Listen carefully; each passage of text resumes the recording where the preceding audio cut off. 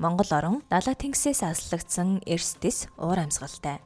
Сүүлийн 80 жилийн хугацаанд манай орны агаарын дундаж температур 2.4 хэмээр нэмэгдсэн бөгөөд уур амьсгалын өөрчлөлтийн нөлөөгөөр байгаль, цагуурын аюулт болон гамшигт үзэгдлийн давтамж, эрчим улам бүр нэмэгдэж байна.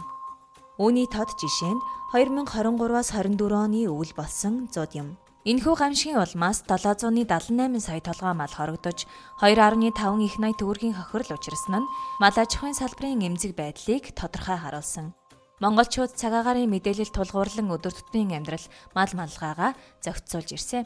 Гэвч уур амьсгалын өөрчлөлтийн улмаас гамшигт үзэгдлийн эрсдэл өсөн нэмэгдэж буй өнөө үед цагаагаар ямар байх вэ гэсэн асуултад хариулах нь хангалтгүй болж.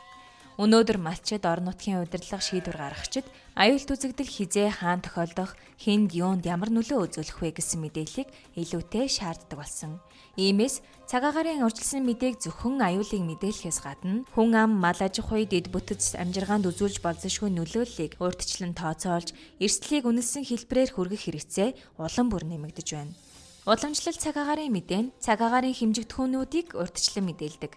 Жишээлбэл салхины хурд, температур, хурд тундас гэх мэт. Харин цагаагаарын нөлөөлөлд суурилсан урьдчилсан мэдээ гэдэг нь тухайн аюулт үзэгдэл бодит байдалд ямар нөлөөлөл, эрсдэл үүсгэж болохыг үнэлж гаргадаг. Энгийнээр тайлбарлавал аюул үртэн эмзэг байдлыг хамт авч үзэн эрсдлийг тооцоолон гаргах юм. Нэгдүгээрт ямар аюул болох гэж байна вэ? Хоёрдугаарт тэр аюулд хэн юу өртөх вэ? Гуравдугаарт хүн мал сүрэг дэд бүтэц зэрэг нь хэр эмзэг байна вэ?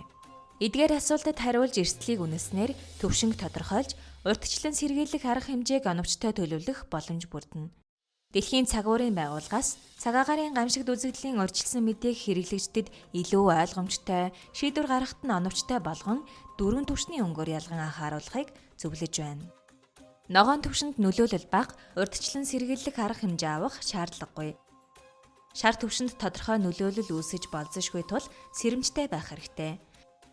Улбар шар түвшинд нөлөөлөл нэмэгдэж хүн, мал, зам, тээвэр, дэд бүтцэд хүндрэл учруулж болзошгүй тул бэлтгэлээ хангах шаардлагатай.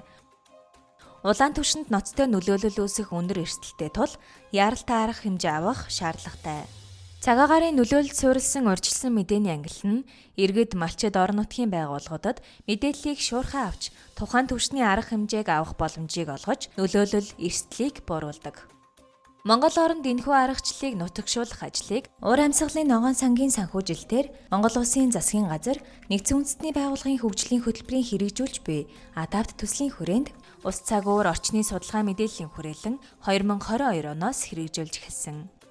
Энэ хүрээнд цагаагаарын нөлөөлөлд суурилсан урьдчилсан мэдээний арга зүй боловсруулах, зууд хүчтэй салхи цасан болон шорон шуурганы аюултай нөхцөлд ямар нөлөөлөл үүсхийг тодорхойлох, шаардлагатай мэдээллийг цуглуулж, цагаагаарын нөлөөлөлд суурилсан урьдчилсан мэдээний платформыг туршилтаар нэвтрүүлж, холбогдох сургалтуудыг төв, орон нутаг зохион байгуулах ажлуудыг хийж байна. Уур амьсгалын өөрчлөлт байгалийн гамшигт үзэгдлийг бүрэн зогсоох боломжгүй.